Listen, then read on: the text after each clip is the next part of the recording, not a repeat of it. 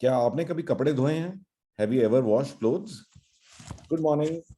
So today's story is about a young man. एक आदमी था, इसने रिसेंटली अपनी पढ़ाई खत्म करी एंड इसने जॉब के लिए अप्लाई किया। तो जॉब के इंटरव्यू के लिए गया तो डायरेक्टर ने इसका सीवी देखा, उसकी बहुत तारीफ करी। उसने कहा कि आप एकेडमिकली बहुत ही क्वालिफाइड हैं, आपने हर जगह में बहुत अच्छे नंबर्स और बहुत अच्छे मार्क्स आपने लिए हैं। और जैसा कि मैं देख रहा हूँ आपके रिज्यूमे में कि भी आप अपनी मदर के साथ रहते हैं, आपके फादर इज नो मोर। तो ये जो एजुकेशन आपने करी, तो क्या क्या आपने स्कॉलरशिप ली? How did you complete your education? तो आपके पैसे किसने दिए?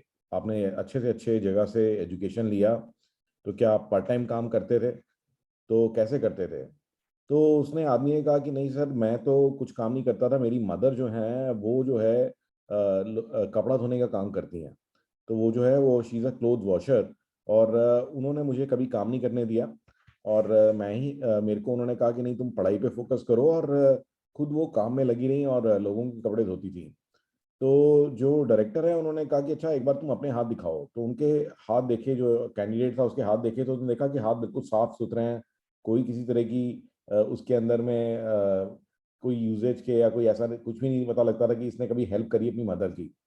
तो डायरेक्टर ने कहा कि चलो ठीक है, हम इस इंटरव्यू को कंप्लीट करेंगे, अभी मैं थोड़ा बिजी हूँ, बट कल आपके लिए एक होमवर्क है छोटा सा।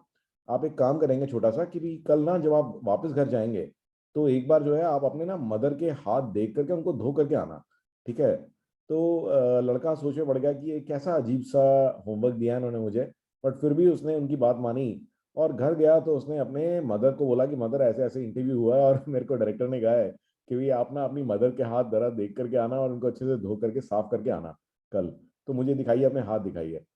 तो जैसे ही उसने अपने मदर के हाथ को ध्यान से देखा, तो देख करके उसको बहुत ही शौक लगा, क्योंकि उसके मदर के हाथ बहुत ही खराब थे, कपड़े धो धो करके बिल्कुल रिंकल हो गए थे, कई सारे उसके अंदर में इंजरी के निशान थे।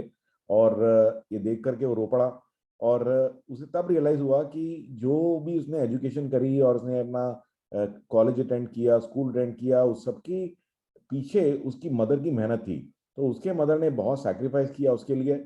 और उसकी वजह से ही वो आगे बढ़ पाया। और ये चीजें उसे अब तक पता नहीं थी।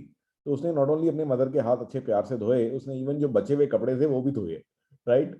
और अगले दिन जब वो डायरेक्टर से मिलने गया, तो फिर उसने डायरेक्टर के सामने से बात हुई, तो उसने कहा कि अब मुझे समझ में आ गया कि आपने मुझे ऐसा क्यों कहा था, कि मैंने अब तक रियलाइज नहीं किया था कि मेरी मदर ने मेरे लिए कितना बड़ा सेक्रीफाइस किया। तो डायरेक्टर ने भी ये कहा कि देखो, हम लोग जो है, हमारी ना कई बार चीजें हमें जब मिल जाती हैं, तो हमारी इंटाइटलमेंट मेंटालिटी हो जाती है कि हर एक चीज जो है हमें जो मिल रही है आसानी से, हम उसकी कोई वैल्यू नहीं करते, और जो लोग उसके पीछे हैं हम उनकी भी वैल्यू नहीं करते। तो मैं ये चाहता हूँ कि मेरे आदमी में, मेरे जो आदमी हैं, जो मेरी कंपनी में जो लोग मैं भर्ती कर रहा हूँ, उनकी इंटाइटलमेंट मेंटालिटी ना हो, वो अप्रिशिएट करें जो हमारे वर्कर्स हैं, जो हमारे और लोग हैं जो डे टू डे वो काम कर रहे हैं, वो कितनी मेहनत करते हैं, उस चीज को वो अप्रिशिएट करें और उस चीज को रिगार्ड करें, तभी वो उनकी वैल्यू जान पाएंगे।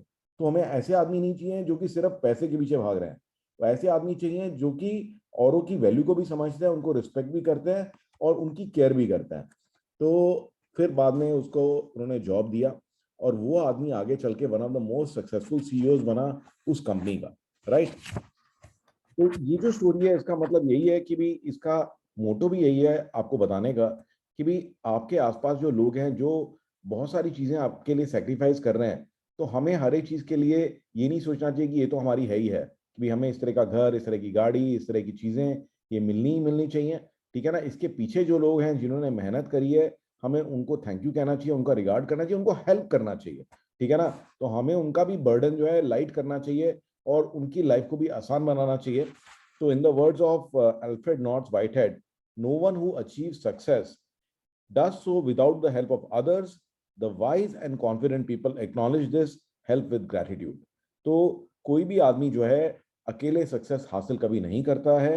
और जो वाइज लोग हैं वो हमेशा दूसरों को एक्नॉलेज करते हैं और उनके अंदर ग्रेटिट्यूड भरा रहता है, औरों की से जो उनको मदद मिली है, जो हेल्प मिली है, और उस चीज को वो कभी भी नहीं भूलते। तो आई होप कि ये स्टोरी आपको इंस्पायर करेगी, and I look forward to seeing you tomorrow with another amazing story.